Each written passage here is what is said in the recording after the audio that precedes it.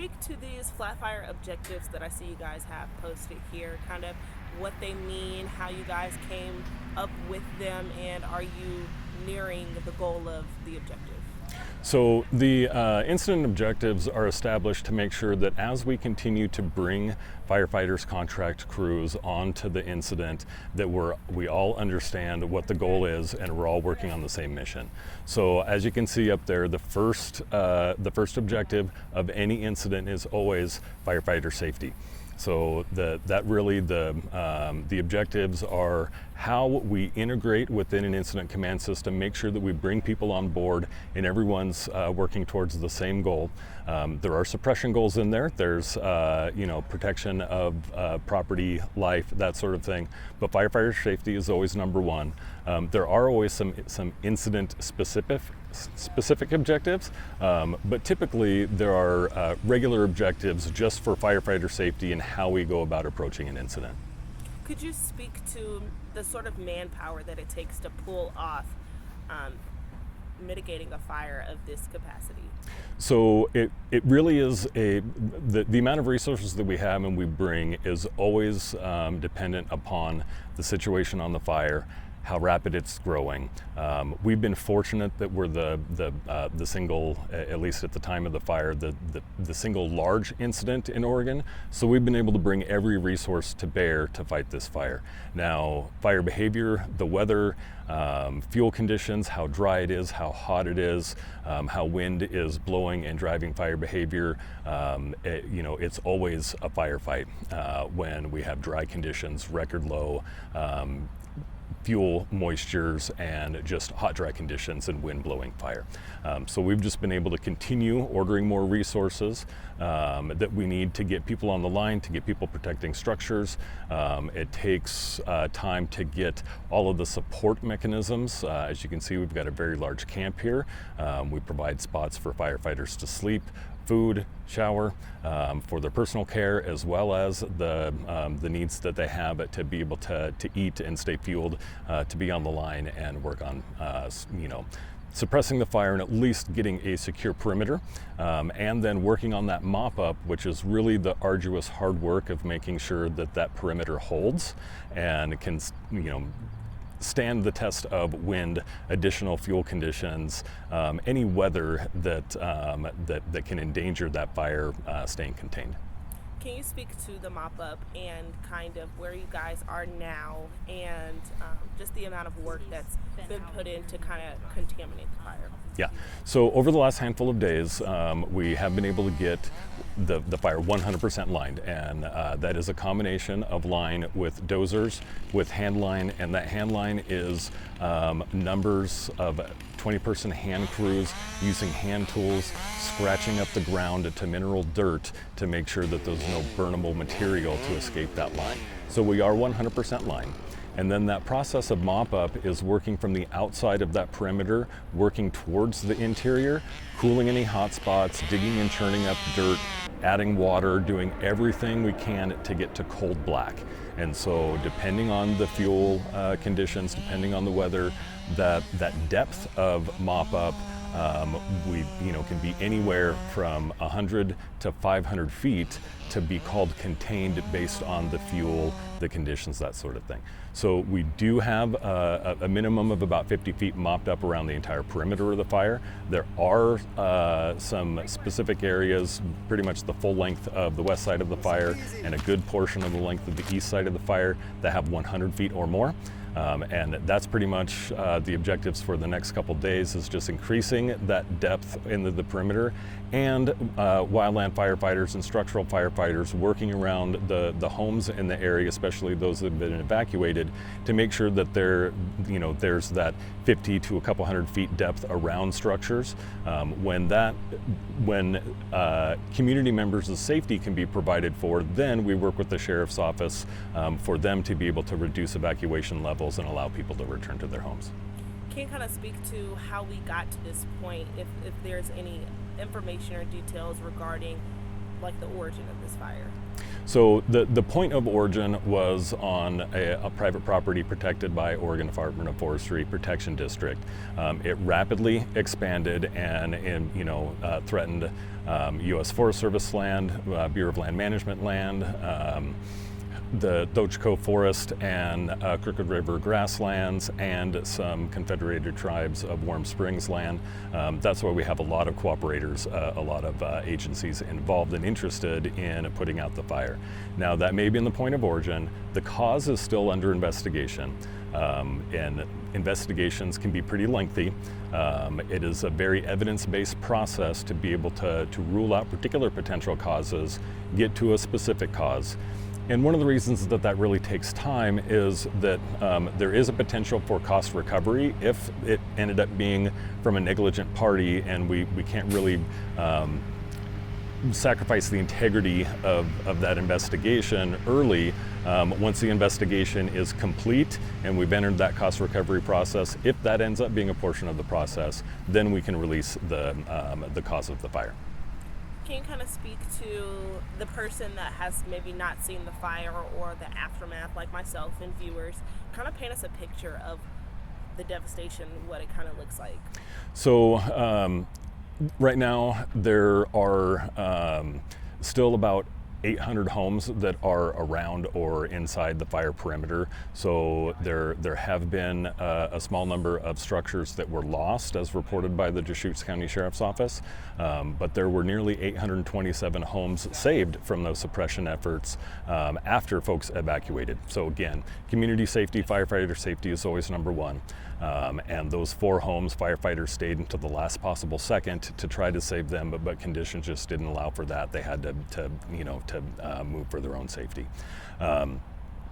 Any large incident like this, and especially a wildfire, certainly has a huge impact on the community. We had a couple thousand people under multiple evacuation levels. They have to find places to stay, they have to find places to eat, they have to take care of their families outside of the regular home environment. So it certainly is impactful to this entire community in and around Sisters, up to Culver, throughout Central Oregon. There were smoke impacts early in the fire that have impacts far beyond the immediate vicinity. So obviously, when people have lost their homes, when people have had to leave their homes, it is certainly a large community impact, and it's our job here to suppress this fire, get it into a situation where we can return it to a local district, smaller organizations to be able to finish managing the fire, and allow for that recovery period to start. But we have to get the fire to a condition where it no longer threatens the community. And last question, could you speak to the recovery process, kind of what it looks like to allow this piece of land to kind of return back to its natural state of so many trees and wildlife and just a nice place to camp? Yeah, the recovery efforts are really honestly outside the scope of our incident management team. We are here to handle the emergency. The local community, Deschutes County, Jefferson County, all of the public land managers will spend years in that recovery phase for this fire. Fire is devastating to the natural environment and landscape. There is timber lost. There's other natural resources that are impacted. Water and air quality, all sorts of impacts in that regard. So it really is going to be a long recovery for community members as well as the public land managers and local government organizations for that recovery effort. And we're here to make sure that they can begin that recovery effort as soon as possible. Okay, start by explaining kind of what this series of artwork is along this fence and what it means. Yeah, we had a community meeting on Monday night. There was a local organization that invited the community to come out and create posters for our firefighters, just showing their support. So it was really awesome to see from 5-year-olds all the way up to grown adults drawing and making these boards. A bunch of them are throughout the city and the community.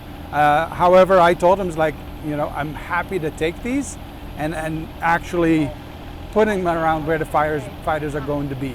So what it means to us is just knowing that there's that support out there. We know obviously that Some homes have been damaged, some homes have been burnt, which is, very sad for everybody, but getting that, reassurance that the community truly appreciates our firefighters' hard work is just, it's heartwarming. Kind of speak to, for those that are unaware, kind of like a day in the life, or what a strenuous time this is for the fire crews.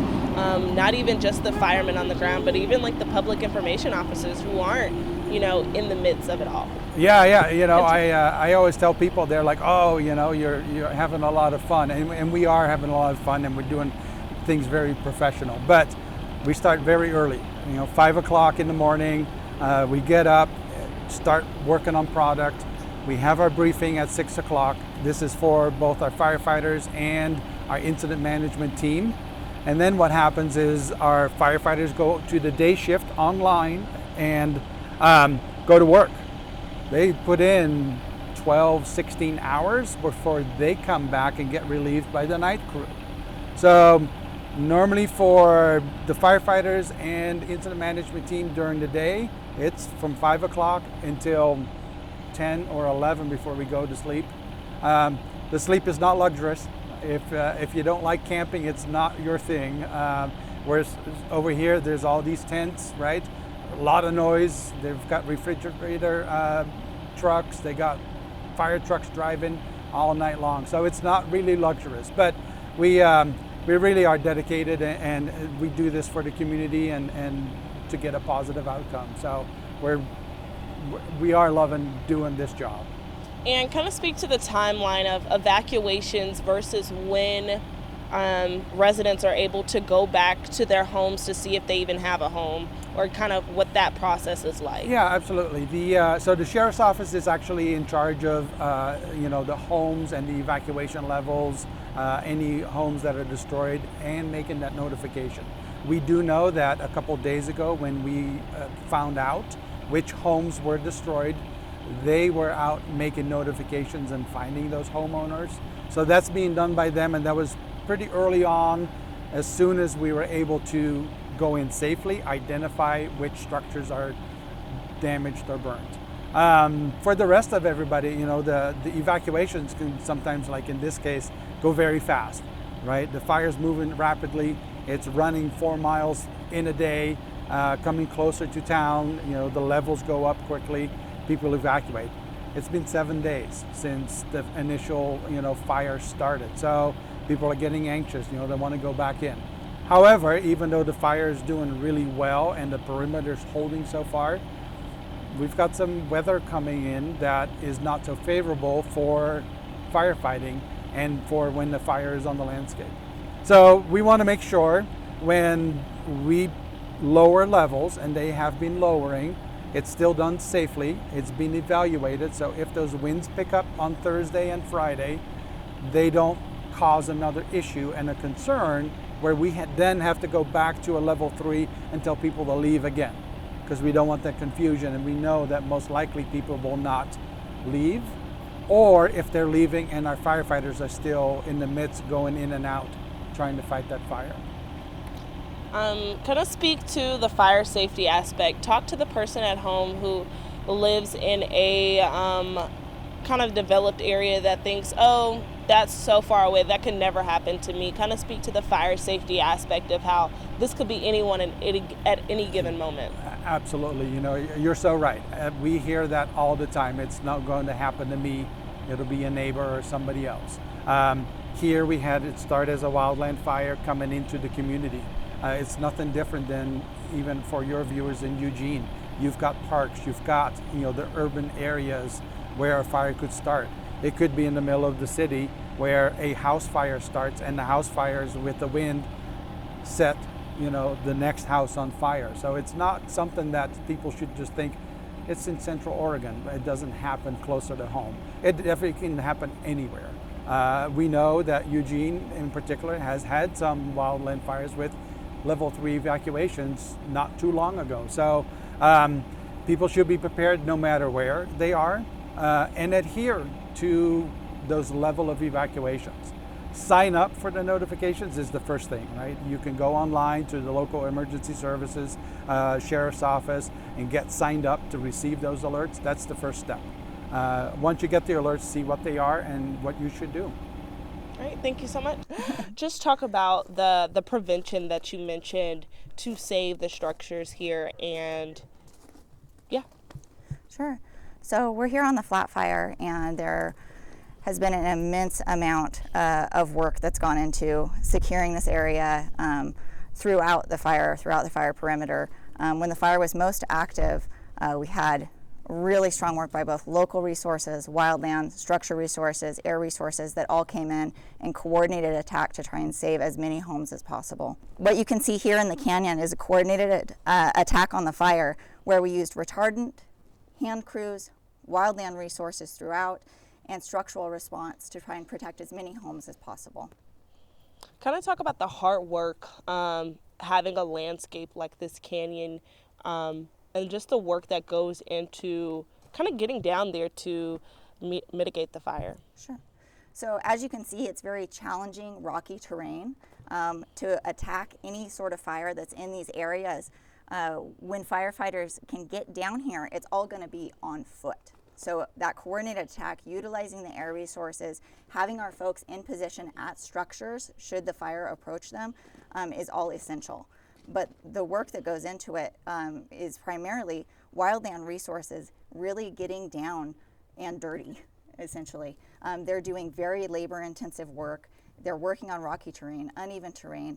Today we're experiencing a shift towards hotter, drier conditions, and that's going to continue through the week. So those folks are working around the clock, digging out hot spots, finding places where there's residual heat, which can linger for multiple days, sometimes even weeks, and identifying those areas so that there's very little chance as we get into those windier or more critical fire conditions that will have any hot spots pop up and cause any issues. So it's really just backbreaking, hard labor. And have you gotten a chance to speak to any of the families impacted from the fire? If so, kind of reiterate some of the things that they told you and tell me their story. We've been having an incredible outpouring of support from the community. We had a community meeting on Monday at the Sisters High School, and it was attended by over 1,000 members of the community, and the support was enormous. There was so many heartwarming stories of firefighters helping families get out, folks showing that support just by a standing ovation of the firefighters, despite the loss that's occurred in this fire, and our hearts go out to everyone that's been impacted by that, whether they have lost a home, whether they're evacuated, whether they have family members that were impacted. Our hearts are with them, but the work that firefighters put in has also saved over 800 homes. So it's important to us that we're having that community support. We love that it's being shown so strongly to the firefighters because they're out here really just dedicated to helping the community stay safe and get them back to their homes. In a time like this, what is it most that a firefighter needs to hear? Firefighters don't do it for the recognition. I think that's universal.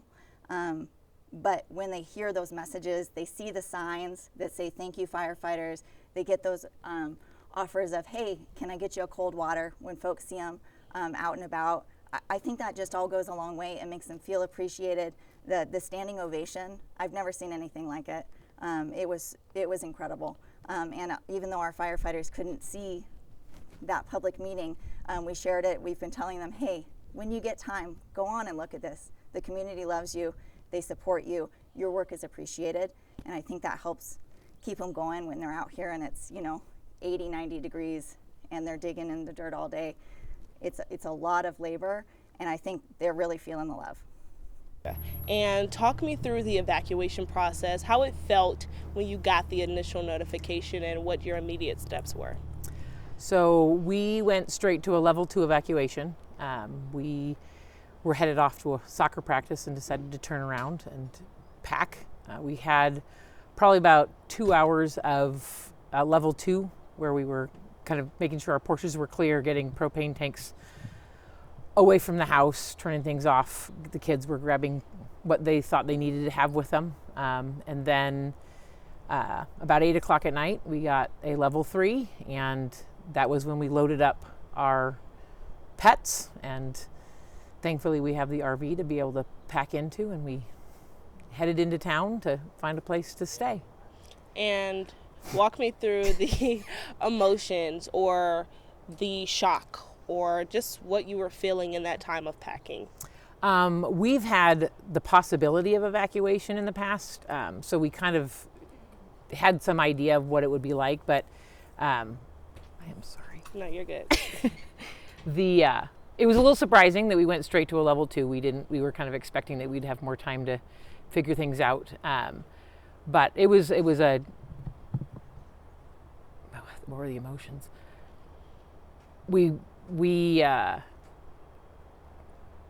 didn't panic, but I think when it hit level 3, we sort of did. It was kind of my brain stopped working, and you're going into the kitchen to throw things in the cooler bag, and you don't know what you're packing at that point. You're just trying to get out as fast as you can.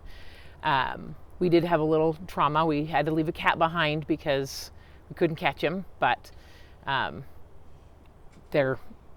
it is what it is, and we have other animals that we had to leave behind. But probably the hardest thing was driving down our road and watching all of the fire apparatus drive up the road. With the number of them that were going by, we knew it was approaching much faster than we thought it was. And by the time we reached town, we found out that there was a house down the road from us that had caught fire. So we were glad to be out. But once we were out and we found a safe place to be, we've just been living our lives. And have you seen your home since leaving? We have not been back. No, we're still at level 3, so we won't go back because we want to let the fire departments have the space they need to do their work. We do know that it's safe. We've had firefighters buy it and have let us know that everything looks good. So.